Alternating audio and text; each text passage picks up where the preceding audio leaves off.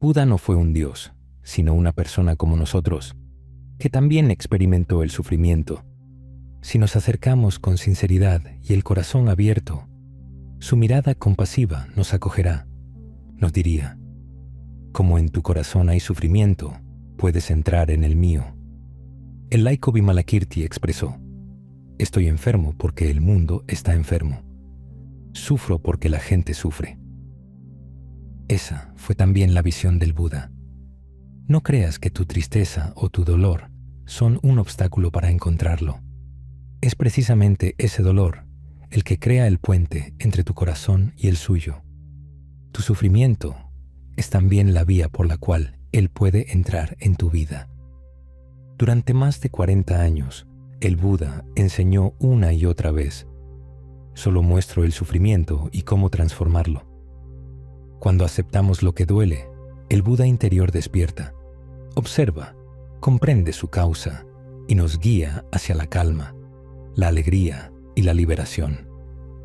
Él encontró la libertad a través del sufrimiento y nosotros también podemos lograrlo. Aunque el dolor sea profundo como un océano, si miras bien, verás la orilla. No tienes que eliminar todo el sufrimiento para comenzar a ser feliz. Cuida lo que duele, pero también reconoce lo que está bien. Aún con el corazón herido, puedes ver la belleza en el mundo. Un atardecer, una sonrisa, un árbol en flor. El sufrimiento no lo es todo. No te encierres en él. Si alguna vez pasaste hambre, sabes que tener alimento es un milagro. Si has sentido frío, entiendes el valor del calor. El sufrimiento te permite apreciar el paraíso que ya está aquí. No lo ignores, pero tampoco dejes de vivir. Si solo miras tu dolor, perderás de vista el paraíso. Aprende a reconocer tu sufrimiento sin dejar de disfrutar los milagros cotidianos, por ti y por todos los seres que te rodean.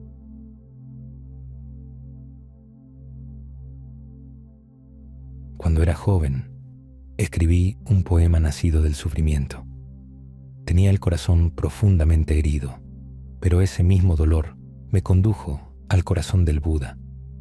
Mi juventud era como una ciruela aún verde. Tus dientes dejaron huellas que no han desaparecido. Lo recuerdo, siempre lo recuerdo. Desde que aprendí a amarte, la puerta de mi alma quedó abierta de par en par. Los vientos de todas las direcciones entran y salen libremente. La realidad exige un cambio. La conciencia ha madurado. Esa puerta nunca volverá a cerrarse. Vivimos en un siglo consumido por el fuego. Montañas y bosques llevan su marca. El viento ruge en mis oídos. La tormenta sacude el cielo. Las heridas del invierno, aunque en silencio, siguen allí. Anhelan el filo del frío. Mi cuerpo gira inquieto en la noche, como en agonía. A veces, el sufrimiento no grita, pero permanece latente. Nos acompaña en silencio, esperando ser reconocido, sostenido con amabilidad y mirado con ojos libres de juicio.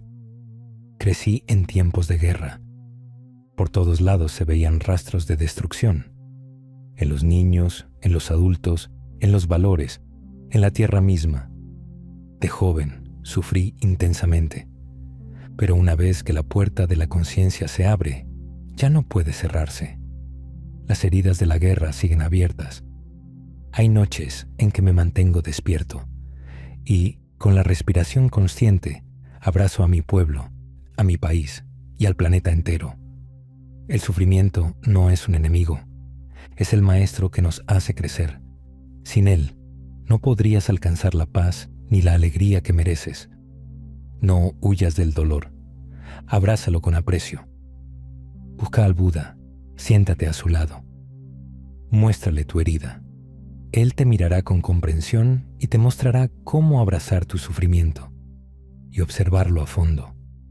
Con compasión, sanarás tus heridas y las del mundo. El sufrimiento es una verdad sagrada. Déjalo revelarte la paz.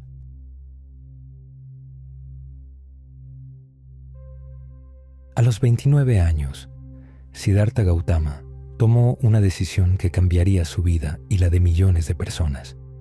Dejó a su familia y su vida de comodidades en busca de una salida al sufrimiento, tanto propio como ajeno. Durante años estudió con distintos maestros y profundizó en la meditación, pero no halló la respuesta definitiva. Entonces, bajo el árbol Bodhi, hizo un voto firme. No se movería de ese lugar hasta comprender el camino hacia la libertad interior. Pasó la noche en meditación profunda. Cuando apareció la luz del alba, una revelación transformadora surgió en él. Despertó como un Buda, alguien plenamente consciente, lleno de comprensión y compasión. Durante las semanas siguientes, permaneció en silencio, saboreando la paz de su realización. Luego, caminó lentamente hacia el Parque de los Ciervos en Sarnath, donde vivían 5 ascetas con quienes había practicado anteriormente. Al verlo, sus antiguos compañeros dudaron. Pensaban que él había abandonado el camino estricto que compartían, pero su presencia irradiaba una calma y claridad tan evidentes que no pudieron rechazarlo. Lo recibieron con respeto, lavaron sus pies y le ofrecieron agua. Entonces, el Buda les habló. Les compartió una visión profunda, que nada existe por sí solo, que todo está conectado y que cada ser lleva en su interior la capacidad de despertar. Ellos dudaron. Él les preguntó si alguna vez les había mentido. Al recordar su integridad, aceptaron escucharlo. Fue así como les enseñó por primera vez las 4 nobles verdades: que el sufrimiento existe, que tiene causas, que puede superarse y que hay un camino que conduce a esa liberación. Ese camino es el noble sendero de 8 prácticas. El Buda no solo ofreció enseñanzas, ofrecía presencia. Su calma era una enseñanza silenciosa. No hablaba desde ideas prestadas, sino desde su experiencia directa. Cada palabra surgía del silencio interior que había cultivado, y ese silencio transformaba a quienes lo escuchaban. Uno de los ascetas, Kondañña, comprendió con claridad lo que el Buda revelaba. Al notarlo, el Buda exclamó con alegría: Kondañña ha entendido, y desde entonces fue llamado el que comprende. Más tarde, el Buda declaró con convicción que solo hablaba de aquello que había experimentado por sí mismo. No compartía teorías, sino verdades vividas. Había visto el sufrimiento, entendido sus raíces, superado sus causas y encontrado el camino hacia la liberación. Por eso afirmaba: soy libre. En ese momento, la tierra tembló. En todas partes, seres humanos, celestiales y otros seres celebraron. Una persona despierta había surgido en el mundo, y con ella comenzaba a girar la rueda del Dharma, el camino del amor y la comprensión. Este momento está recogido en uno de los discursos más importantes del budismo. Y aunque han pasado más de 2600 años, esa rueda sigue girando. Depende de nosotros, aquí y ahora, que no se detenga.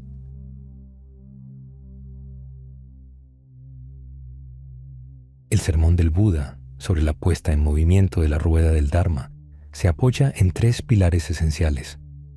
El primero es el camino medio, una vía que evita los extremos.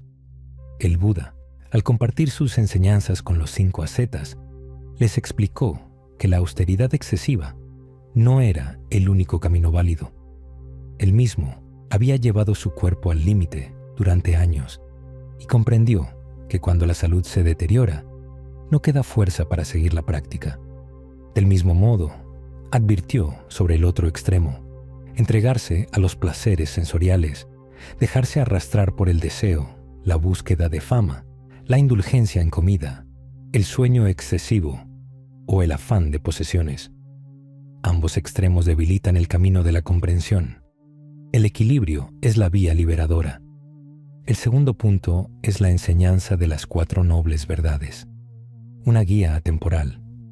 Fueron esenciales en tiempos del Buda, lo son hoy, y seguirán siéndolo en el futuro. Estas verdades no son dogmas, sino puertas que se abren a través de la experiencia directa. El tercer punto es una llamada a la acción consciente en el mundo. El camino del Buda no invita a escapar de la vida, sino a comprometerse con ella con sabiduría y compasión. El noble óctuple sendero, que forma parte de estas enseñanzas, incluye elementos como el habla y el sustento correctos. Está pensado para quienes viven en comunidad, para quienes se relacionan, trabajan, conviven, aman y también sufren. La práctica no es una carga, sino una oportunidad. Cada momento es una ocasión para cultivar lucidez. Cuando aplicamos el sendero en la vida diaria, sembramos condiciones para la comprensión y la paz. No necesitamos escapar del mundo, sino aprender a caminar por él con claridad, sostenidos por la conciencia y el corazón despierto. Este sermón es una fuente de esperanza. Nos enseña a reconocer el sufrimiento sin quedarnos atrapados en él y a transformarlo en paz, presencia y amor. Tras alcanzar el despertar completo, el Buda necesitó encontrar un modo de expresar su experiencia. La verdad vivida necesitaba formas, palabras, símbolos. Así nacieron las 4 nobles verdades y el noble sendero de 8 prácticas. Fueron como recipientes que contenían la sabiduría que ya había brotado en su interior. Los antiguos llamaban a estas verdades maravillosas o santas. Decían que el sufrimiento puede ser sagrado si lo observamos con profundidad y sin juicio. Si no lo hacemos, nos ahogamos en su peso, sin sentido ni dirección. En chino, la palabra verdad se escribe con los caracteres palabra y rey. Una verdad así no se discute, se contempla, se practica, se encarna. La primera verdad es el sufrimiento, dukkha. No hay vida sin momentos amargos. Cuerpo y mente experimentan malestar. Nuestra tarea no es ignorarlo, sino reconocerlo y sentirlo, con el apoyo de maestros y compañeros de práctica. La segunda verdad es el origen del sufrimiento, samudaya. ¿Qué lo provoca? ¿Qué lo alimenta? Debemos mirar a fondo y preguntarnos, ¿qué consumimos material y espiritualmente que nos envenena o nos agota? La tercera verdad es el fin del sufrimiento, nirodha. Podemos dejar de crearlo, podemos soltar lo que lo genera. Aquí nace la buena noticia. No todo es sufrimiento. La alegría, la paz y la libertad también son reales y posibles. Si piensas que el Buda enseñó que todo es dolor inevitable, has entendido lo contrario. Él mostró que el sufrimiento existe, pero también que puede cesar. De lo contrario, ¿para qué practicar? La cuarta verdad es el camino, marga. Este camino nos ayuda a evitar las acciones, pensamientos y hábitos que nos dañan. Es lo que más necesitamos hoy. El Buda lo llamó el noble sendero de 8 pasos. En la tradición china, lo describen como las 8 prácticas correctas: visión correcta, comprensión correcta, habla correcta, acción correcta, medio de vida correcto, diligencia correcta, atención plena y concentración profunda.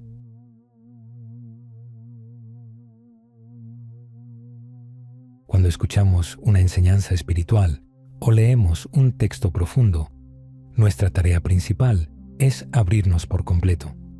A menudo, lo que oímos lo comparamos con nuestras creencias. Si coincide con lo que pensamos, lo aceptamos. Si no, lo rechazamos. Pero en ambos casos, no aprendemos nada nuevo. La práctica comienza cuando dejamos a un lado esa actitud defensiva y permitimos que las palabras caigan como lluvia en la tierra fértil de la conciencia. No debemos forzar nada, solo abrirnos. Cuando la tierra está receptiva, la lluvia no tiene obstáculos. Así también, cuando nuestro corazón se abre, la sabiduría puede tocar las semillas ocultas en lo más profundo de nuestro ser, aquellas que esperan despertar. Un maestro no puede entregarte la verdad como se entrega un objeto. Esa verdad ya vive dentro de ti, dormida como una semilla.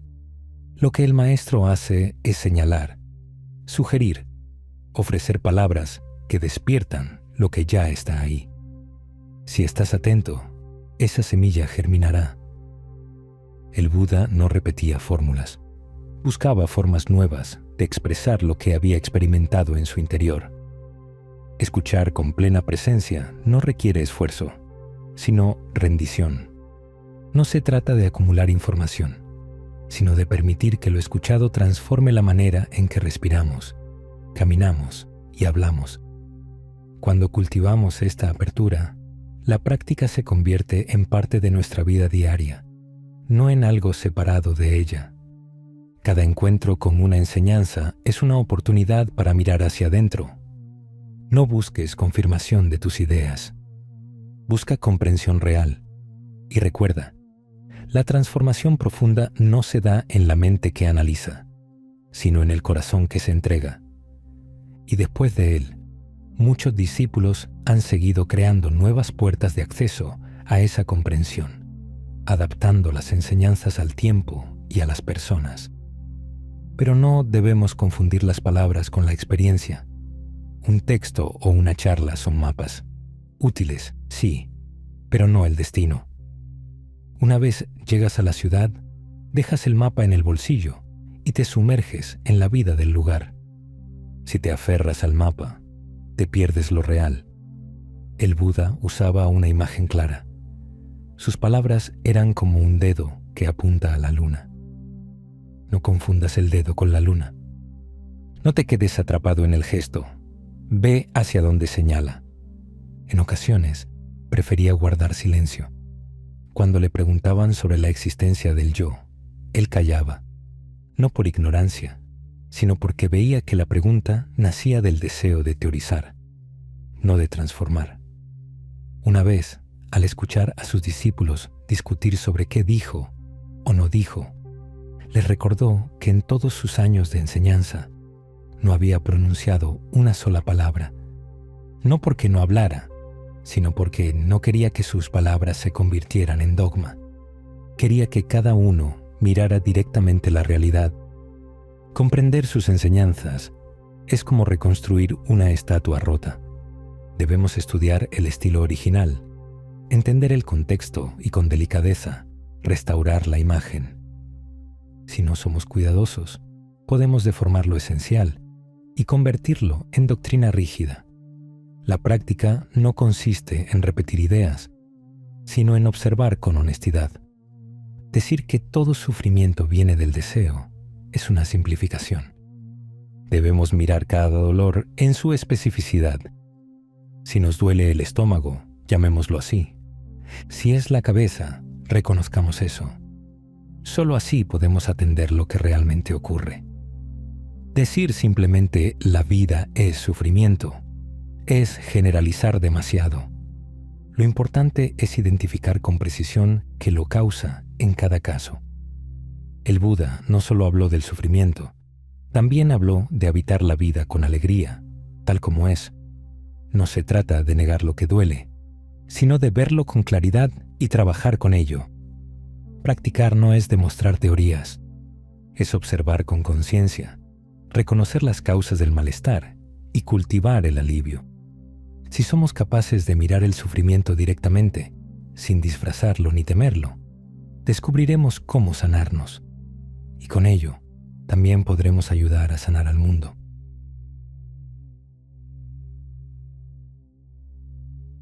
La meditación budista tiene dos pilares esenciales: shamatha, que significa detenerse, y vipassana, que es observar con profundidad. A menudo se resalta la segunda por su poder de transformar el sufrimiento, pero la primera es imprescindible. Sin la capacidad de detenernos, no puede surgir claridad. Existe una historia zen que ilustra esta verdad. Un hombre cabalga a gran velocidad y alguien le grita desde la orilla del camino: ¿A dónde vas? El jinete responde, no lo sé. Pregúntale al caballo. Ese caballo es la fuerza de nuestros hábitos. Nos empuja sin dirección, sin pausa, sin conciencia. Corremos incluso cuando no hay urgencia. Vivimos atrapados en el hacer constante, luchando, incluso en el descanso. Aprender a detenerse es aprender a vivir de nuevo. No es rendirse, sino reconocer que es posible actuar con lucidez. Mientras no paremos, no podremos ver con claridad lo que ocurre en nuestro interior. Las emociones intensas, como tormentas, nos dominan si no cultivamos la capacidad de observarlas. Cuando el miedo, la ira o la ansiedad nos arrastran, buscamos distraernos. Encendemos la televisión, abrimos un libro, huimos de nosotros mismos. Pero es posible otro camino: respirar con atención, caminar conscientemente, sonreír con presencia. Estas prácticas sencillas son puertas hacia la comprensión. Con cada respiración presente, generamos la energía de la plena conciencia. Con ella podemos reconocer la fuerza de los viejos hábitos justo cuando emergen. Podemos decir, hola, hábito antiguo, te veo. Y al reconocerlo sin juicio, su poder disminuye. La plena conciencia nos devuelve el control. Nos ayuda a elegir en vez de reaccionar. Cuando estamos presentes, no hablamos ni actuamos movidos por la inercia.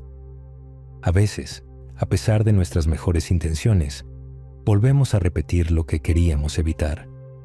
Nos arrepentimos de palabras dichas, de actos impulsivos. Esto no es debilidad, es simplemente la energía acumulada de patrones inconscientes. Muchos de nuestros pensamientos automáticos se originan en heridas pasadas, en miedos no resueltos, que, sin darnos cuenta, gobiernan nuestras decisiones. La meditación no es un escape del mundo, sino una forma de regresar a él con los ojos abiertos. Cuando aprendemos a observar sin juzgar, sin reprimir, lo que aparece en nuestra conciencia se transforma. La comprensión nace de esa mirada amable. Incluso nuestras emociones más intensas pueden suavizarse con la calidez de la atención. Y poco a poco, la energía que antes nos dominaba se convierte en una fuerza que podemos redirigir. Este es el comienzo de la verdadera libertad. Vivir sin ser arrastrados por el pasado. Para transformarlos, no basta con la voluntad. Necesitamos luz. La luz de la atención constante, de la práctica diaria. La falta de atención es vivir dormidos. Beber sin saborear, caminar sin sentir, estar con alguien sin notar su presencia. El caballo del hábito corre sin freno, pero podemos bajarnos. Podemos elegir detenernos, respirar, estar aquí. Cuando iluminamos con conciencia cada gesto, la oscuridad del olvido se disipa, y en esa claridad brota la libertad.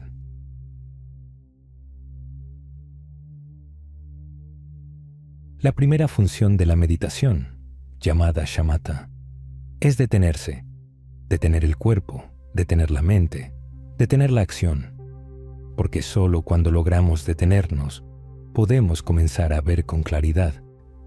La segunda función de shamatha es calmar, aprender a serenar las emociones y la mente, a enfriar el fuego de las reacciones impulsivas. Cuando una emoción intensa nos invade, como la ira o la tristeza, sabemos que actuar en ese estado puede ser peligroso. Sin embargo, en muchas ocasiones, no tenemos la fuerza ni la lucidez para evitar hacerlo. Por eso, la práctica de detenernos, de respirar con atención y regresar al momento presente, se vuelve esencial. Debemos aprender el arte de inspirar y expirar con conciencia, de pausar nuestras actividades y permitir que nuestras emociones se calmen. Tal como un roble permanece firme frente al viento, así deberíamos mantenernos sólidos y estables ante las tormentas internas. Buda enseñó diversas técnicas para lograr esta calma, y todas pueden resumirse en 5 etapas esenciales. La primera es reconocer. identificar con claridad lo que sentimos. Por ejemplo, decirnos internamente, sé que estoy enojado. La segunda es aceptar. En lugar de negar o reprimir la emoción, le damos espacio y la reconocemos como parte de nuestra experiencia. Tercero, abrazar. Como una madre que sostiene a su bebé cuando llora, abrazamos esa emoción con nuestra presencia consciente. No luchamos contra ella, solo la sostenemos con amabilidad.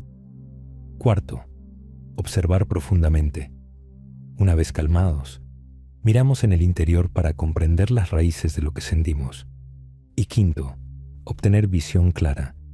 Al comprender las condiciones que generaron la emoción, sabemos cómo responder de manera sabia. Imaginemos que nuestra ira ha surgido por unas palabras duras de un amigo. Pero al observar con profundidad, recordamos que atraviesa un momento difícil. Su padre está gravemente enfermo. Al comprender eso, nuestra ira se disuelve y da paso a la compasión. Esa es la visión que transforma y libera. Después de detenernos y calmarnos, la tercera función de shamatha es descansar.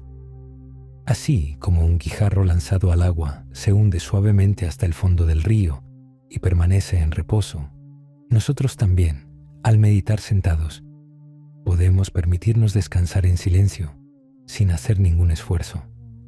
Aprender a descansar es vital, pues si el cuerpo o la mente están heridos, necesitan reposo para sanar.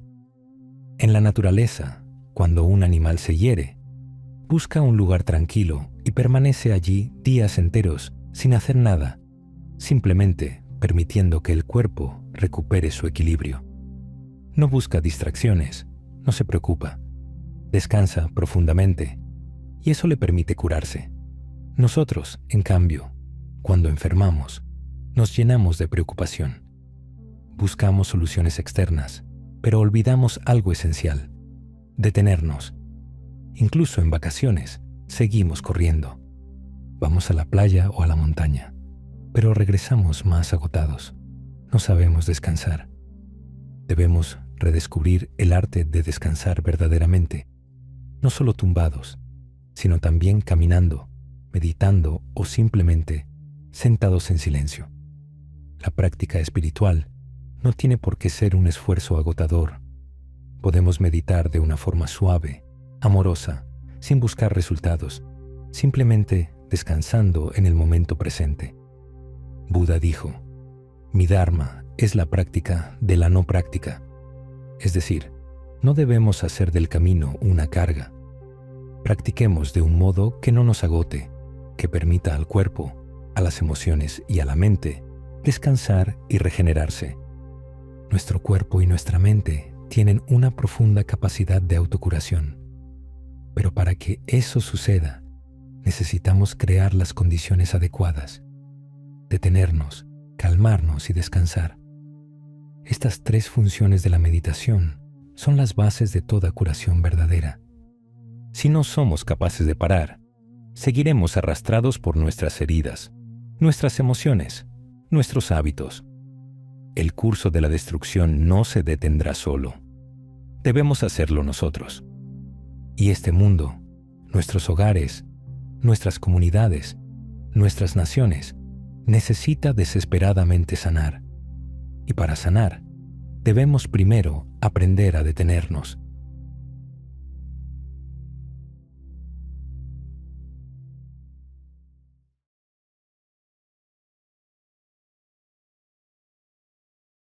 Tu apoyo incondicional es nuestra motivación para crear y compartir cada vez más contenido. Si este video resonó contigo, puedes dejar tu me gusta, compartirlo y dejar tus experiencias en la sección de comentarios.